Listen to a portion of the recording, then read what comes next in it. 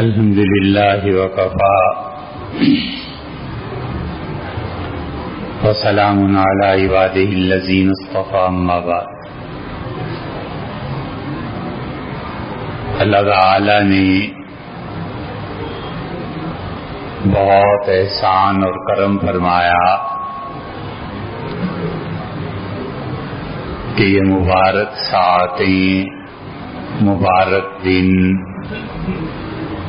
اور ان مبارک دنوں سے بڑھ کر مبارک راتیں عنایت فرمائی۔ کثرت سے عبادت کا موقع دیا، صبح سے شام تک عبادت ہی عبادت ہے، کچھ نہ کرے، سوئے کھائے پیے تو بھی عبادت ہے کہ روزہ ہے۔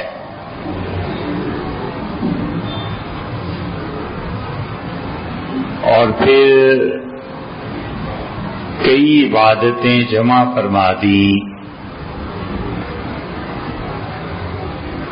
جو لوگ سحری کرتے ہیں ان کے متعلق فرمایا کہ ان اللہ و ملائکتہ یصلون علی المتسحرین، اللہ کے فرشتے دعا مانگتے ہیں اور اللہ رحمتیں نازل کرتا ہے ان لوگوں پہ جو نیند چھوڑ کے سحری کے لیے اٹھتے ہیں۔ ایک لمحے کے لیے اٹھا، پانی دودھ گلاس پی لیا اور پھر سو گیا،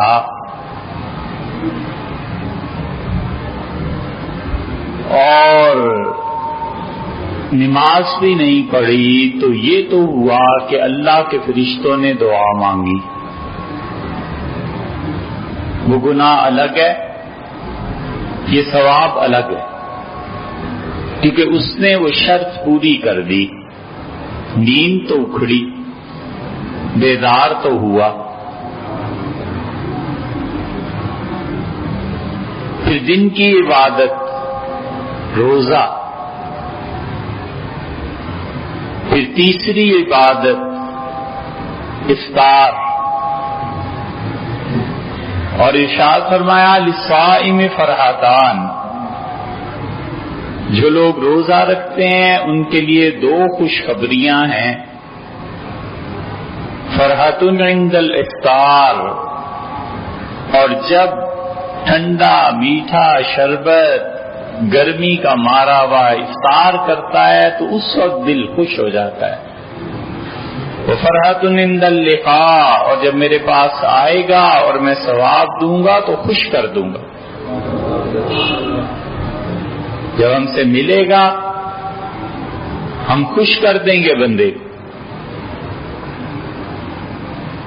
رات کا قیام، تراویح کا پڑھنا اور قرآن کا سننا۔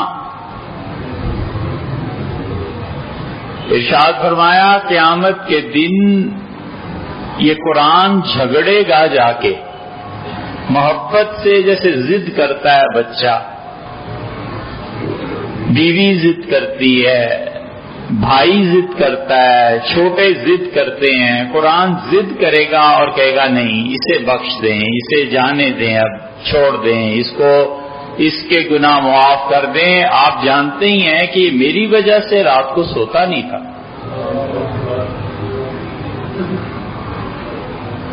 اور پھر لیلۃ القدر، پھر اعتکاف۔ کیا قسمت اور ٹھکانہ ہے ان لوگوں کا جو رمضان کو لوٹ لیں اور جو رمضان میں اپنے پروردگار کو راضی کریں۔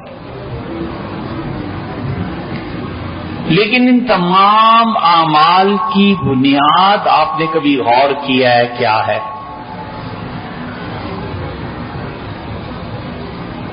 ایک آدمی نماز پڑھتا ہے، اس کی بنیاد کیا ہے؟ روزہ اور اعتکاف اور لیلۃ القدر یہ سارے اعمال ہیں، ان کی بنیاد کیا ہے؟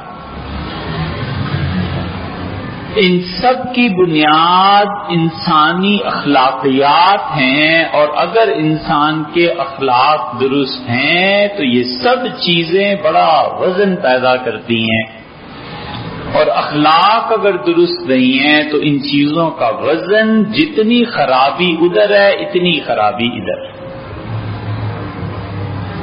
ارشاد فرمایا کہ تم نے اگر روزہ رکھا ہے تو خبردار کسی سے نہیں جھگڑنا، اور تم سے اگر کوئی جھگڑے تو اسے کہنا اللہم انی صائم، آپ یقین مانیے میں نے اللہ کے لیے روزہ رکھا، اسے یہ کہو کہ میں نے روزہ رکھا، تاکہ اسے احساس ہو کہ کسی عبادت گزار سے لڑنا یہ اللہ سے لڑنا۔ کیوں جھگڑے گا؟ غصہ آئے گا، جھنجھلاہٹ پیدا ہوگی، کہیں کا غصہ کہیں جا کر اترے گا۔ سحری میں کھانا ٹھیک نہیں کھایا، پیاس لگ رہی ہے، اور اس کا اثر یہ ہے کہ دفتر میں آ کے کلرک سے جھگڑو، اور لوگ کہیں کہ یار صاحب نے روزہ رکھا ہوا ہے اندر مت جانا۔ اوفو، یہ بھی کوئی اخلاق ہے؟ حضور صلی اللہ علیہ وسلم سے پوچھا گیا کہ اللہ کے رسول بدترین آدمی، آپ نے فرمایا جس کی زبان کے شر سے لوگ اس سے دور ہو جائیں۔ کیوں آدمی لڑے؟ کیوں آدمی فتنہ اور فساد کو پھیلائے اور ہوا دے، اور وہ بھی روزے کی حالت؟ روزہ سچائی کا نام ہے۔ روزہ جو رکھتا ہے وہ اپنے پروردگار کی اس بات کی تصدیق کرتا ہے کہ اس نے کہا ہے شہر رمضان الذی کتب علیکم الصیام، اللہ کے لیے روزہ رکھو، رمضان میں روزے فرض کیے گئے، ایسا مہینہ جس میں قرآن بار بار اللہ رمضان کی طرف توجہ دلاتا ہے۔ تو بندہ کہتا ہے عمل سے کہ اے اللہ جو آپ نے کہا ہے نا کہ رمضان میں روزہ رکھنا ہے، یہ ہے، رکھ دیا میں نے، آپ کی بات سچی کر دی، آپ نے جو فرمایا مانا۔ ٹھیک یہ تسلیم اور تصدیق کا رویہ پوری زندگی پر غالب آنا چاہیے۔ اللہ کہتا ہے وَإِذْ قَالَ لَهُ رَبُّهُ أَسْلِمْ، جب اس کے پروردگار نے کہا کہ اسلام کو قبول کرنا ہے، مسلمان رہنا ہے جیسے پہلے سے ہو، قَالَ أَسْلَمْتُ لِرَبِّ الْعَالَمِينَ، ابراہیم بولے اور انہوں نے کہا ہے پروردگار تو تمام جہانوں کا مالک ہے، میرا سر تیرے سامنے خم ہے، جھکا ہوا۔ سر جھکائے قبل اس کے کہ وَعَانَتِ الْوُجُوهُ لِلْحَيِّ الْقَيُّومِ، اللہ فرماتا ہے کہ لوگوں جو ذات ہمیشہ زندہ اور قائم رہنے والی ہے، قیامت کے دن اس کے سامنے جبرن سر جھکا دیے جائیں گے۔ نیچے دیکھو، سر جھکاؤ۔ اس لیے جب روزہ سچائی کا حکم دیتا ہے تو یہ سچائی زندگی کے ہر شعبے پر غالب آنی چاہیے۔ اب یقین مانیے مسجد اور ممبر اور روزے کی حالت میں کیوں آپ سے جھوٹ بولیں؟ ساری زندگی کے نفلی روزے اللہ کے ہاں اتنا ثواب نہیں لکھواتے جتنا جھوٹ انسان کو تباہ کر دیتے۔ صرف فرض روزے رکھے، ایک روزہ نفل نہ رکھے، سچ بولے، سچی بات کرے۔ اللہ نے کہا قولوا قولا سدیدا، لوگوں ہمیشہ صحیح بات کرو۔ لوگوں کو لٹکانا، لوگوں کے ساتھ جھوٹے وعدے کرنا، لوگوں کو تنگ کرنا، اللہ جتنا اس پہ ناراض ہوتا ہے انسان کی عبادت نفلی سے اتنا خوش نہیں ہوتا۔ آج آ جائیے، کل آ جائیے، یہ کپڑے دیے ہوئے ہوں گے نا عید پہ سلنے کے لیے، دیکھو پھر کیا ٹال مٹول ہوتی۔ حضور صلی اللہ علیہ وسلم نے فرمایا کہ جو شخص ایسا رویہ لوگوں سے رکھے گا قیامت میں اسے حکم ہوگا کہ جنت چلے جاؤ اور آگے سے دروازہ بند ملے گا، پھر واپس آئے گا، پھر جائے گا، پھر ادھر سے حکم ہوگا، پھر دروازے بند ملیں گے، کہا جائے گا تم بھی دنیا میں ایسے ہی کرتے تھے۔ یہ سچائی ہے، اس کو زندگی میں غالب رکھنا ہے۔ اگر کوئی آدمی سچ بولتا ہے تو اس کا اثر قبر تک ہوتا ہے، اس کا اثر حشر تک ہوتا ہے۔ میاں قبر میں پوچھیں گے کہ تیرا پروردگار، تو منافق کہے گا نہیں پتا، وہ فرشتے کہیں گے دنیا میں تو تم کہتے تھے اللہ ایک ہے، وہ کہتا تھا، لوگ کہتے تھے، میں بھی کہتا تھا، مجھے نہیں پتا اللہ ایک ہے کہ کیا۔ اور جب سچ بولے گا سوچ سمجھ کے تو قبر میں بھی سچی بات زبان سے نکلے گی، گواہی دے گا کہ اللہ ایک ہے۔ اس لیے اس سچائی کا اثر کہاں تک پہنچتا ہے۔ امام مالک رحمت اللہ علیہ کے مسلک کے ایک فقیہ تھے، ساری زندگی لوگوں کو عقیدہ پڑھاتے رہے، اور وفات کے بعد کسی نے خواب میں دیکھا، پوچھا حضرت کیا گزری؟ تو کہنے لگے فرشتے آئے تھے، تو میں نے فرشتوں نے جب پوچھا تیرا پروردگار یہ اور یہ، تو میں نے کہا 60 سال گزر گئے، داڑھی سفید ہو گئی، ایک بال نہیں تھا جب پڑھانا شروع کیا، اور سفید داڑھی تک مرنے تک یہی لوگوں کو بتاتا رہا کہ اللہ ایک ہے، ایک ہے، ایک ہے، اور آج پھر تم مجھے سے پوچھتے ہو، عجیب بات کرتے۔ فرشتوں کو حکم ہوا کہ میرا بندہ سچ کہتا ہے، چھوڑو اس۔ زندگی بھر سچائی کہتا رہے۔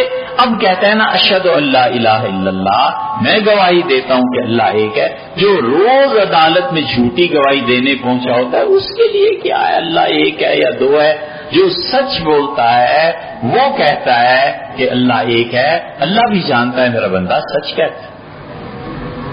اسی لیے رسول اللہ صلی اللہ علیہ وسلم نے فرمایا کہ ایسے بندے ہیں جو اللہ کے سامنے اللہ کی وحدانیت کی گواہی دیتے ہیں تو اللہ کہتے ہیں صدق عبدی، میرے بندے نے سچ کہا اور میرے بندے نے سچی گواہی دی۔ وجعلها کلمۃ باقیۃ فی عقبہ، اور ہمارا بندہ ابراہیم علیہ السلام اپنی اولاد میں ایک اچھا جملہ چھوڑ کے دنیا سے گیا۔ آپ کبھی سوچیں ہم نے کبھی یہ کام کیا ہے؟ اللہ نے فرمایا ام کنتم شہداء اذ حضر یعقوب الموت، کیا تم لوگ اس وقت تھے یہودیوں جو تم کہتے ہو کہ یعقوب علیہ السلام یہ ایسے گناہگار ایسے؟ ہرگز نہیں۔ اللہ کہتا ہے کیا تم اس وقت تھے اذ حضر یعقوب الموت، جب یعقوب علیہ السلام پر وفات کا وقت آیا، اذ قال لبنی، اپنے 12 بیٹوں سے وہ بولا، جو بیٹے تھے یوسف علیہ السلام تھے، بنیامین، باقی بھائی، سب سے اہم سوال اللہ کے نبی نے کیا، اس کا میرے بیٹو ما تعبدون من بعدی، میرے بعد کس کی عبادت کرو گے؟ قالوا نعبد الہک و الہ آبائک ابراہیم و اسماعیل و اسحاق، انہوں نے کہا ابا وہ پروردگار اکیلا اللہ جو آپ کا اور آپ کے آباء و اجداد اسحاق، اسماعیل، ابراہیم علیہ السلام کا رب ہے، اس کی عبادت کریں۔ کبھی ہم بھی اپنے بچوں کو جمع کریں اور کبھی ہم بھی پوچھیں کہ بیٹے میرے بعد کس کی عبادت کرنی ہے، میرے بعد کس دین مذہب پر قائم رہنا ہے۔ کبھی تو بٹھا کر بندہ سمجھا دے کہ بیٹے اسلام پہ زندگی بسر کی ہے، آپ نے بھی اسلام پہ، اللہ کہتا ہے وَمَن يَبْتَغِ غَيْرَ الْإِسْلَامِ دِينًا فَلَن يُقْبَلَ مِنْهُ، اور لوگوں جو قیامت میں اس امت میں سے اسلام کے علاوہ کوئی دین لے کے آئے گا، اب حضور صلی اللہ علیہ وسلم بعد لَن يُقْبَلَ مِنْهُ، ہم ہرگز اس کے دین کو قبول نہیں کریں گے۔ اس لیے اللہ بار بار ابراہیم علیہ السلام کا ذکر کرتا ہے۔ اللہ کہتا ہے شاکر لانعمہ، بڑا شکر کرنے والا بندہ تھا ان انعامات پہ جو میں نے اس پہ کیے تھے۔ اصل اللہ کی عبادت دو ہیں، اصل اللہ کی عبادت دو، ساری زندگی گناہ پہ استغفار کرتا رہے اور اللہ کا شکر ادا کرتا رہے جس حال میں رہے، بس۔ حضور صلی اللہ علیہ وسلم مصیبت میں بھی کہتے تھے کہ الحمدللہ علی کل حال، اللہ جس حال میں بھی تو رکھے اے پروردگار تیرا شکر ہے، وَأَعُوذُ بِكَ مِنْ حَالِ أَهْلِ النَّارِ، البتہ اللہ وہ جو جہنم والوں کا ہے نا انجام اور ان کا حال، میں تیری پناہ مانگتا ہوں وہ حال نہ آ جائے۔ اس لیے یہ جتنی نیکیاں آپ دیکھتے ہیں اس کی اصل انسانی اخلاقیات، لوگوں سے محبت سے پیش آنا، یہ اب آگے آ رہا ہے آخری عشرہ، اس میں اعتکاف کرنا۔ یہ کیا ہے اعتکاف؟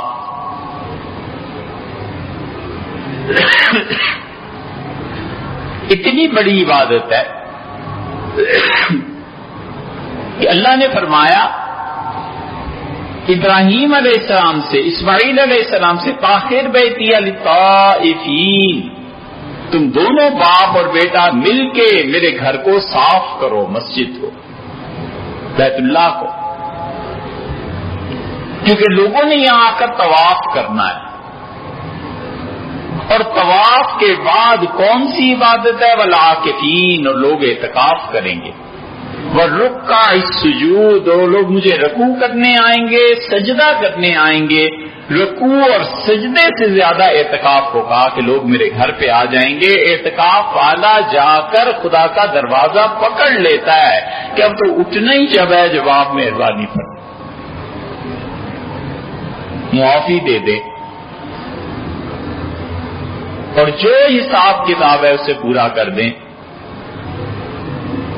ساری زندگی کی مصروفیات چھوڑ کر 10 دن کے لیے مجرم حاضر ہو گیا ہے، اب مہربانی کریں۔ اعتکاف کی روح یہ ہے، اللہ کہتا ہے میرے گھر کو صاف کرو، میرے مہمان آ رہے ہیں، اعتکاف کریں گے۔ والعاکفین، عکف عربی میں کہتے ہیں کسی چیز پر ایک خاص نظریے کے تحت جم جانا۔ یاکفون، موسیٰ علیہ السلام گزرے تو انہوں نے دیکھا کچھ لوگ شرک کے نظریے پہ جم کے اپنے بت کے پاس بیٹھے ہیں، عبادت کر رہے ہیں۔ مومن اللہ کی توحید کے ساتھ جا کر مسجد میں 10 دن کے لیے جم جاتا ہے، خدا کی عبادت کرتا ہے، اللہ کو یاد کرتا ہے۔ اللہ کہتا ہے وَأَنْتُمْ عَاكِفُونَ فِي الْمَسَاجِدِ، جب تم اعتکاف میں ہو تو یہ کام نہیں کرنے، اس لیے کہ اللہ کا گھر ہے، اس کا اپنا ایک مقام ہے، اس کا اپنا ایک مرتبہ ہے۔ بستی کی حالت اتنی ہو گئی ہے کہ ایک صاحب نے کہا اعتکاف کیا تھا اور ہم لڑکے اعتکاف میں موبائل پہ فلمیں دیکھتے رہے، کوئی گناہ ہوگا کہ نہیں ہوگا؟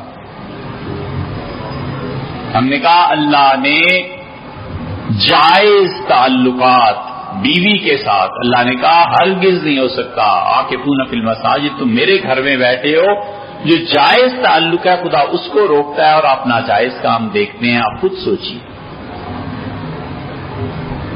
کیا وجہ ہے؟ وجہ یہ ہے جو حضور صلی اللہ علیہ وسلم نے کمال کی بات ارشاد فرمائی تھی، کسی کو پیش کیا گیا کہ اس نے بڑا گناہ کیا ہے، آپ نے فرمایا حدیں جاری کرنے کے لیے میرے پاس لے آتے ہو، بھوکے کو کھانا نہیں کھلاتے اور جاہل کو تعلیم نہیں دیتے ہو، پھر میرے پاس لے آتے۔ معاشی حالات درست ہوں، کھانا جائے پیٹ میں اور مستی نہ چڑھے اور تعلیم آ جائے صحیح طرح، تو آدمی بہت سے گناہوں سے بچ بھی جاتا ہے۔ اس لیے اعتکاف عبادت، لیکن وہ اللہ کے لیے جھک جانا ہے، عبادت کرنی۔ اعتکاف کا سلسلہ ہمارے ہاں بھی ہے، چھتر پارک میں۔ اللہ کا شکر ہے دوست احباب جمع ہو جاتے ہیں، اور اس مرتبہ اللہ تعالی نے توفیق بخشی اور سب کام اسی کی توفیق سے ہوتے ہیں، تو بدھ کے دن غروب آفتاب سے پہلے 20 رمضان کو لوگ آئیں گے، اور پھر جب تک چاند ہے تب تک رہیں گے۔ ہمارا خیال ہے کہ ہمارے مشائخ اپنی خانقاہوں میں جیسے ذکر اذکار کراتے تھے وہ سامنے رکھیں لوگوں کے، کہ اللہ کی یاد کے یہ وہ طریقے ہیں جن کی تلقین حضور صلی اللہ علیہ وسلم نے کی۔ خانقاہیں خرافات بدعات سے بھر گئیں، اللہ حفاظت فرمائے اور اس چیز پر قائم رکھے جو اس کے نبی صلی اللہ علیہ وسلم امت کے حوالے کر کے۔ اسی طرح خیال یہ ہے کہ صحیح عقیدہ کیا ہے، تو قرآن کریم کی کسی سورت کی تشریح اور تفسیر کریں، دن میں بھی ایک مرتبہ اور ایک مرتبہ رات میں ایک اور نشست، تو آپ میں سے جن کا بھی ارادہ ہو بڑی خوشی ہوگی آپ کی خدمت کر کے۔ آپ ہمارے مخدوم ہیں، آپ تشریف لائیے، اور مری کا جو پرانا راستہ ہے اس میں 76 پارک کی جگہ آتی ہے، وہاں پہ ایک چھوٹی سی مسجد ہے سرخ رنگ کی، وہ آپ کو روڈ پہ ہی نظر آ جائے گی۔ تو آخری 10 دن اگر آپ گزاریں تو ہوں گے۔ ہمارے ذمے چونکہ یہ ایک ذمہ داری ہے، اور دوست جمعے کے لیے بھی حکم دیتے رہتے ہیں، تو اس لیے ہم خود تو سنت کے اعتکاف میں رہ نہیں سکتے کہ جمعے کے لیے بہرحال آنا ہوتا ہے، لیکن باقی جو حضرات بھی ہیں تشریف لائیں، اللہ تعالی عمل کی توفیق بخشے۔